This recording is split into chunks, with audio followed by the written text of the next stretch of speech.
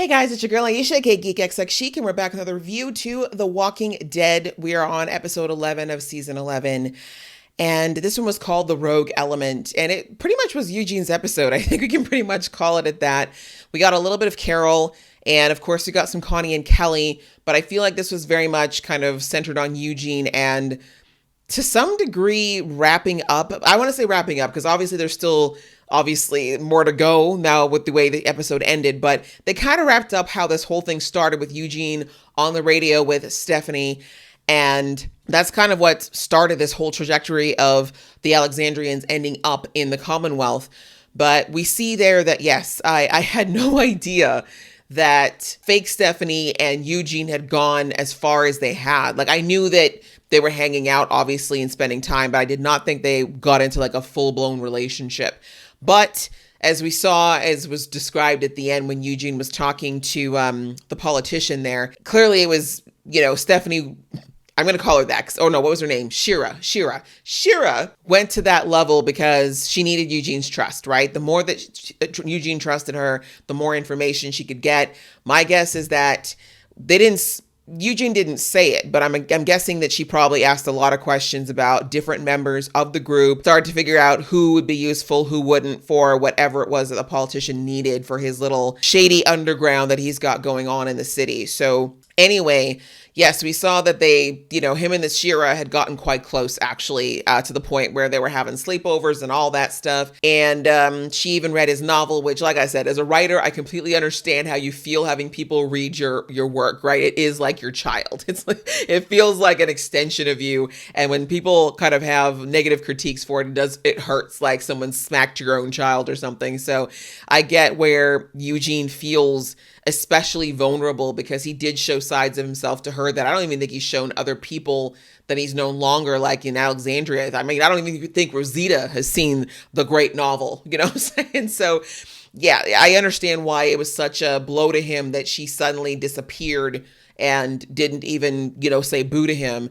And I feel like that's the part that was unnecessary to some degree. Because at first I thought we got some clarity in this episode as well over what that whole arc was with Shira, because I thought that, I guess in some way they were. I thought that what's her name? The governor and the real Stephanie were in on it and knew that Shira was faking it and pretending to be Stephanie. And obviously, the real Stephanie did know that Shira was up to it, but I don't know how high it went. And I also am now very much questioning how in the Commonwealth, the real Stephanie, which that's not even her name. I'm sorry. I don't remember names right now. It's been a long day, but we're just going to call her the real Stephanie. Her and her brother, the soldier, the leader of security there, they act like they're in it, but I'm starting to think that maybe they're not, right? Like they're playing the game to stay in. And I'm going to get to him and his interactions with Connie and Kelly in a minute, but I thought that because this was all a big conspiracy theory, I thought that that's why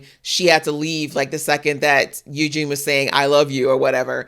But now I see that it was more so that I do think she felt guilty, like despite the fact that she kind of gave Eugene a bit of a look when he found them at the hideout. I do think she felt some type of way because I feel like, yes, you can be dedicated to a cause.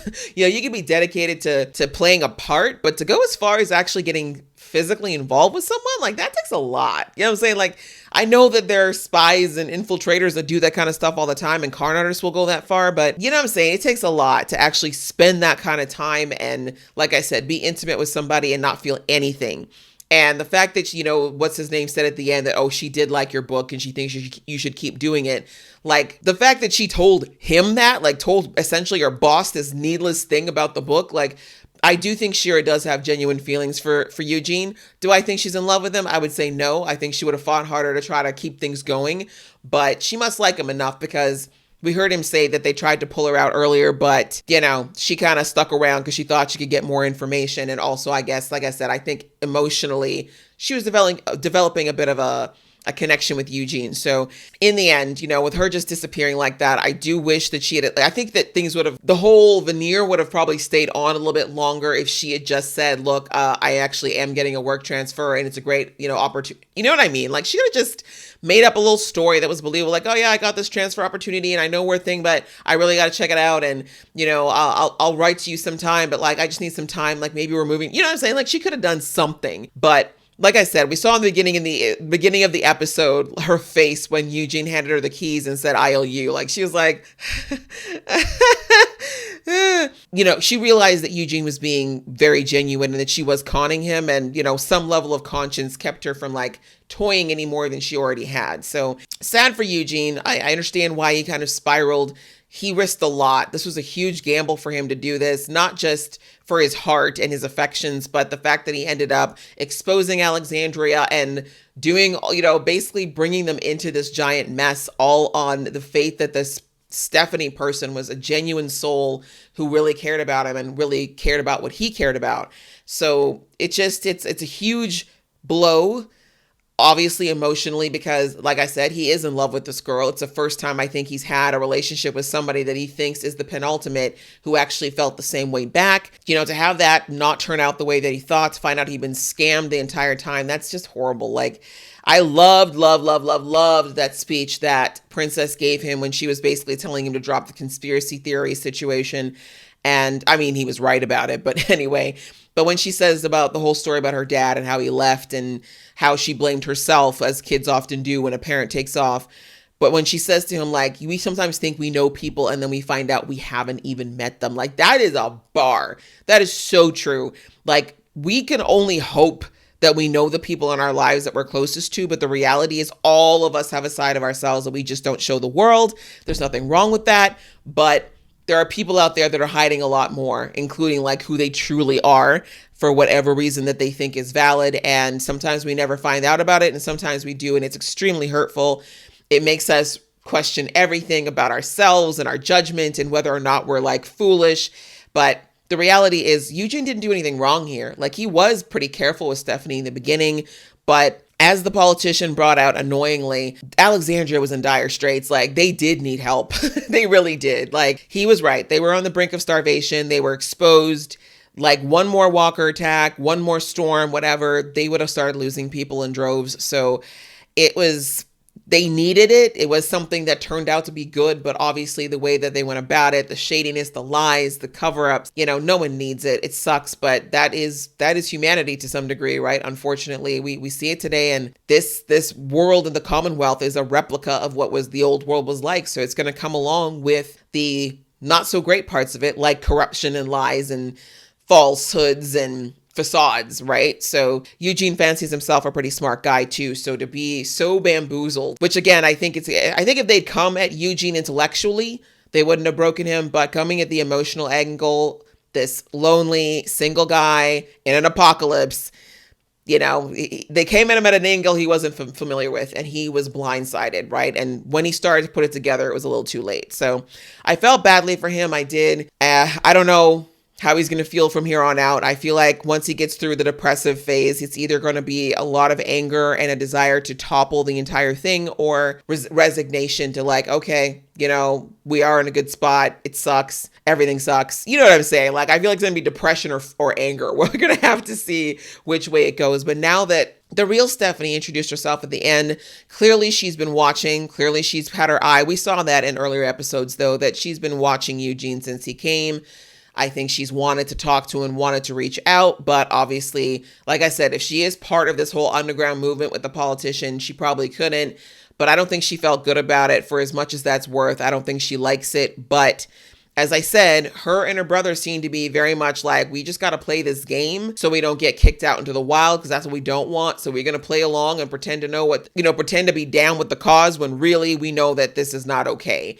And that kind of spills into her brother, the head of security there. Him and Connie and Kelly had a lot of interaction this episode, with basically Connie being like, I need to know the truth. Like, what is going on with what went down at the party? This dude is saying there's a whole side of this whole perfect little idyllic setting that you've got going on that we don't know about. We want to know the truth. And again, obviously she was a true journalist in her 4 years, and she, she's digging, she's trying to get to the truth, but this is not a true democracy. It's not true freedom in this place. We all know that it's being very tightly run by the governor, with a side of course, the politician, making sure that things go the way that they want to go, right? Like, things are great for you as long as you follow the rules. And we heard that from, what's his name, Yumiko's brother in the early part of the season, right? He's like, things are great here if you follow the rules, right? So you step out of line, however, it's not so great. Surviving in this particular world of the Commonwealth is you got to play along, you got to play dice. And we see that Princess is on the program right now. Like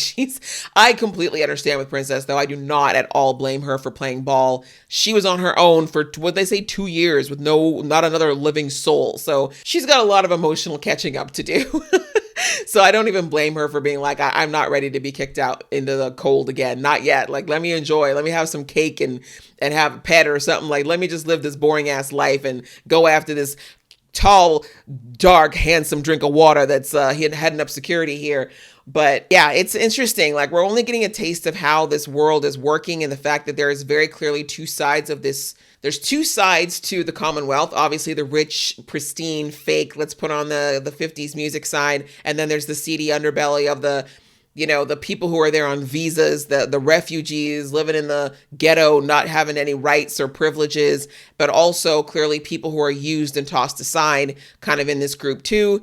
And then there's also, I feel like there are people who are definitely, as the governor, or sorry, as the politician put it, the patriots who believe in what the governor is saying and believes that, her vision is the way to go. And then there's the mercenaries who are like the politician who are like, we're only here because it's safe, but we're not really down with the cause, right? We're really trying to figure out how we can thrive and climb up. And hence why we found out that the politician's also a drug pusher. Shock, but no shock. If you got that going on, I feel like you got to pick a side in this whole Commonwealth situation. And I would say that it's fair to say that with Eugene's girl there and her brother, seems like they're on the politician's side, but like the politician said to Carol, she may not be running things, but he's kind of running things. You know what I'm saying? Like, he may not be the face of who's running things, but he's running things.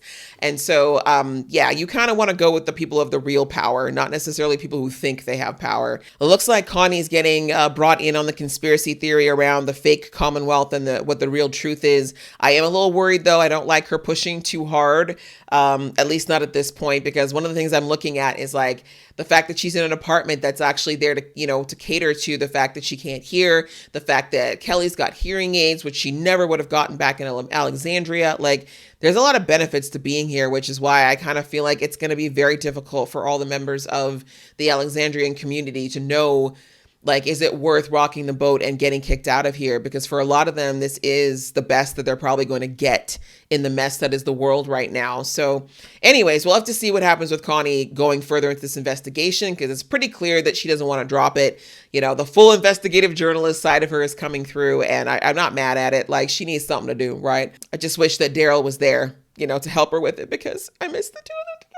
But yeah, outside of that, we just had a little bit of Carol. Like I said, again, that's the last storyline. Carol going with the politician and finding out that he is indeed, like I said, working the underbelly of the world. They out here making opium. They out here making drugs, but that makes sense. I mean, in the medical field, drugs are used a lot. I'm thinking it's not just for the hospital, though. I think that was the political answer, but I'm pretty sure he'd be selling that stuff on the streets, too. It would definitely explain why a lot of them citizens just be smiling and nodding instead of not freaking out over how fake everything is. But I digress. But yes, the fact that he wants to bring her in as someone who helps him continue his little underbelly network of things. Like I said, I feel like the information about her, like he said, he read her file, but the file wouldn't have been enough. I think that Eugene probably told Shira about how smart Carol is and the way Carol works. And that's why the politician knew that she'd be a great person to use as a spy and use as someone who can get the real tea when people won't give it to him. So I don't know. I mean, I think it's a good position for Carol to be in, honestly, because she doesn't really like playing the whole, den mother thing too much anymore, but also because it will give her she'll be in the know, basically. And if there's anyone who can play both sides pretty well, I think it's Carol. So we'll have to see where that goes, but now we kind of have all the sides kind of the story so far in this world, and we're going to have to see what it turns out to mean for our group, because like I said, this felt like a very bottled episode because it was just these three. I get it, though. I'm pretty sure with filming protocols, it might have been the main reason why it was like this, but I got to think that all of this expose of the the other Commonwealth has got to be leading into what we're going to go to into the finale. I'm very curious to see where we're going on this march. I mean, we don't have that many episodes left before we're done, so I'm curious as to where we're going to go. I'm starting to think now that maybe this season is going to end with the door open into the Rick movie, if it ever does come out, because I'm feeling like there's just way too many loose ends that they're still taking their time about tying up for it to end, with everything tied up neatly. So we'll have to see. I'm still enjoying watching, though. It was a lot of fun to watch this episode, and I hope that you guys enjoyed watching this review. If you did, please give this video a thumbs up, and I will see you in the next video.